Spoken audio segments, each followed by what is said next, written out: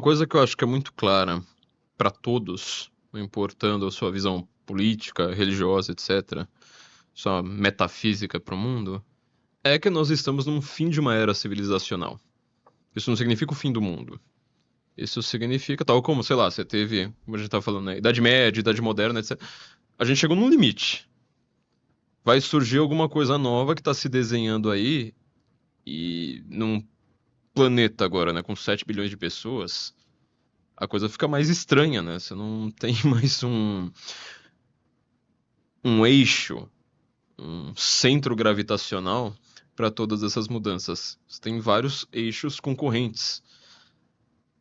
E isso dá uma embolada pra gente, né? Pra gente conseguir fazer alguma previsão. Então, assim, porque a gente consegue perceber que nós estamos realmente no limite. Agora, matéria de tecnologia, falar uma coisa, eu nunca vi aquele filme Mad Max. Nenhum deles. Não? Não vi nenhum deles. Por quê? Não sei, assim, nunca vi. Eu lembro de passar na Globo e... Mas ele mostra uma coisa que eu acho bem... Eu já vi a cena final, acho que é do primeiro ou do segundo, que é aquela dos carros correndo. Sim, acho que é do primeiro. É do primeiro, né? Já vi aquela cena umas 3, 4 vezes, mas o filme eu não vi. em si, não. O filme eu não vi. Mas ele aponta pra uma coisa muito clara. A crença da tecnologia, principalmente quem mora em grandes cidades hoje percebe isso aí muito bem, é de que a tecnologia melhora todos os aspectos da sua vida. Mad Max mostra justamente um futuro distópico no qual a tecnologia é extremamente avançada e seu padrão de vida é um lixo absoluto, que se você fosse um favelado hoje estaria numa vida melhor do que naquele mundo extremamente tecnológico. Então, em matéria de inteligência artificial, de todos esses avanços, progressos tecnológicos que nós temos, eu acho de fato que a gente tá num risco, que a gente ainda não começou a sentir. Não começamos mesmo. Eu vi, inclusive, foi até na BBC, mas eu vi alguns estudiosos, uma matéria até que bem feita sobre inteligência artificial, no qual estavam perguntando pra eles que trabalham com isso se nós vamos ter um futuro igual o Exterminador do Futuro. Sabe? As máquinas nos controlando. Pós-humano. É. E eles deram algumas respostas interessantes, mas assim, o que eu achei mais curioso, eles falaram assim, olha, um deles, né, agora não lembro o nome, mas ele dividiu a inteligência artificial em 3 fases. A primeira seria a fase na qual nós estamos, no qual você consegue ficar alimentando uma máquina com informações que não estão no código-fonte dela, ela consegue produzir informações que não estão no código-fonte dela, ou seja... Tipo machine learning mesmo. Que é o estágio que a gente tá. Inicial. Sim. Só que esse estágio, a gente não sabe quanto tempo que ele dura. Tem gente que fala assim, não, daqui a 3 meses você muda de estágio. Tem gente que vai falar assim, não, a gente vai passar ainda, sei lá, uns 50... Não tem uma clareza sobre isso.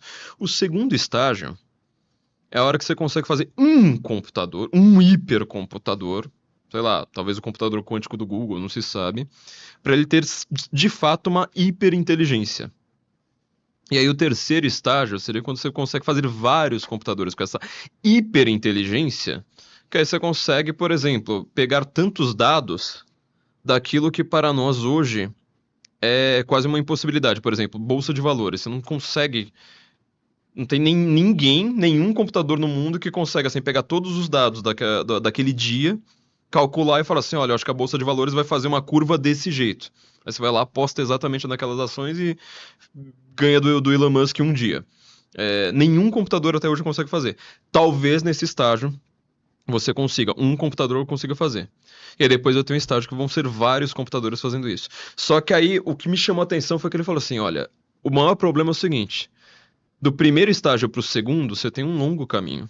Do segundo estágio pro terceiro, cara, mais rápido. Se for uma semana, por exemplo, é só um computador. Se um computador ele é hiperinteligente, ele consegue produzir outras hiperinteligentes, ele consegue reproduzir. Então, vou fazer um outro computador hiperinteligente. Então, assim, pode ser uma coisa muito rápida, que você nem sinta o segundo estágio. E isso, pra mim, é assustador. Aí a gente vai ter que pensar de novo no cenário Mad Max. Nós temos uma tecnologia tão avançada, o que vai acontecer com a maior parte das profissões? Eu li recentemente, eu fiquei meio obsessivo até com um autor chamado Cal Newport, né, que ele ficou famoso pelo o uso minimalismo das redes sociais. Até esqueci o nome do livro dele. Minimalismo digital. Minimalismo digital. Conheço. É um livro bem interessante. Depois ele falou vários livros sobre foco. Né? Foco, atenção, produtividade. Ele tem um livro dele sobre produção acadêmica, né? Como ser um grande produtor acadêmico. E ele falou, primeiro lugar, a habilidade mais importante para o século XXI, se você quiser ensinar seu filho uma habilidade, falou assim, mas essa habilidade você vai precisar ter, é a atenção. Nós não temos mais atenção. Se você estiver ouvindo esse podcast aqui no meio da rua, eu te falo assim, meu, olha ao seu redor, veja quem é que não tá mexendo no celular. E às vezes mexendo no celular daquele jeito mais tosco, né? Que a pessoa fica assim, ó, sabe? Sim. Sim. Posição fetal. Em posição... E a pessoa nem percebe. Sim. Cara, a quantidade de vezes que eu já vi, assim, gente saindo da academia, quer dizer, aquele pessoal com postura, sabe? Todo empertigado, sabe? Fazendo... O cara que é atleta e tal, o cara sai da academia e tá assim, né? Eu falei assim, gente, mas você saiu do Superman pro orangotango em questão de 1 segundo, você só precisou pegar o celular. Em segundo lugar, ele fala uma coisa bastante interessante. Ele falou assim, cara, é óbvio, acho que para a maior parte das pessoas, de que um conceito chamado classe média está deixando de existir. Ou se ele continua existindo, ele é o conceito mais em risco com a tecnologia. Porque no futuro, tudo está levando a crer que ou você vai ser milionário, ou você está lascado. E aí a gente vê esse cenário Mad Max de novo, né? Sim. Ou seja, você vai ter seu celular e você vai ter uma economia lixo. A gente vê o Great Reset, né? Os caras falando abertamente, né? Você não vai ter nada, mas a gente vai te deixar entretido. Aí você fica lá, igual um orangotango, mas você fica lá feliz, lá jogando um joguinho o dia inteiro. Mas você não vai ter nada. Você não vai ser ninguém. Então ele diz, pra você estar nesse 1% lá em cima, tem duas habilidades, duas sub-habilidades que dependem da atenção, que são muito interessantes e que vão dominar a economia no século XXI. Mexer com o algoritmo e ser um bom escritor. Você fala assim, mas peraí, algoritmo eu entendo perfeitamente. É meio óbvio. Só que ele fala assim... É o prompt que você vai lançar, né? Mas não é o prompt. Ele falou assim, porque as pessoas acham que assim, eu pontuei bem no Instagram, isso, então eu sei mexer com o algoritmo. Ele falou assim, não, você tá sendo um peão. Eu quero saber se você sabe criar o algoritmo, ou seja, ler linguagem de programação ali e tal. Essa habilidade conta. O resto vai ser assim, sabe, coach e influencer vendendo coisas para o povão. Mas aí é secundário, você não tá lá no 1%. Mexer em algoritmo, o pessoal de exatas, vamos dizer assim, né? Vou colocar de uma maneira meio exagerada, mesmo porque programação não é necessariamente de exatas. E o pessoal de humanas escrever. Você fala assim, mano, peraí, como assim escrever? As pessoas leem cada vez menos. As inteligências artificiais é que estão fazendo o negócio, como você disse, né? Você chega lá e fala assim, lance aqui seu livro. Pô, até o lance aqui seu livro é uma linguagem de marketing, não é uma linguagem de escritor. Eu não confio no escritor que me diga lance aqui seu livro. Isso pra mim é linguagem de publicitário. Perfeito, Inclusive linguagem de quem não lê. E é mesmo, ele tá querendo vender a parada pro cara, é isso que ele quer. É a linguagem de quem não lê. É um cara que não sabe, nunca leu um livro e tá lá falando, lance aqui seu livro, né? Porque só quem nunca leu um livro usa esse tipo de linguagem. Por que os escritores estariam no 1%? Porque escrever bem é uma habilidade que nenhuma máquina nunca vai conseguir fazer. Escrever realmente bem. Dá um exemplo mais claro. Ser poeta. Se você pedir pro ChatGPT fazer poesia, ele faz. Faz, inclusive, muito bem, porque ele copia bons poetas. Mas, assim, música também. Música também. Só que, assim, ser um poeta, sabe? Igual, sei lá, ser um Homero, ser um Dante, ser uma pessoa que filosofe. Ser um filósofo, ele não consegue fazer. Ele imita. É a arte, né? Você diz a arte, ele não consegue fazer a arte em si, né? A arte de escrever. É tipo aquilo, o que tá na entrelinha do bom escritor. Eu vou dar um adicional aqui ao Cal Newport, que ele nunca concordaria comigo, mas eu acho primordial. Eu acho que a filosofia que chegou mais... Acho não, né?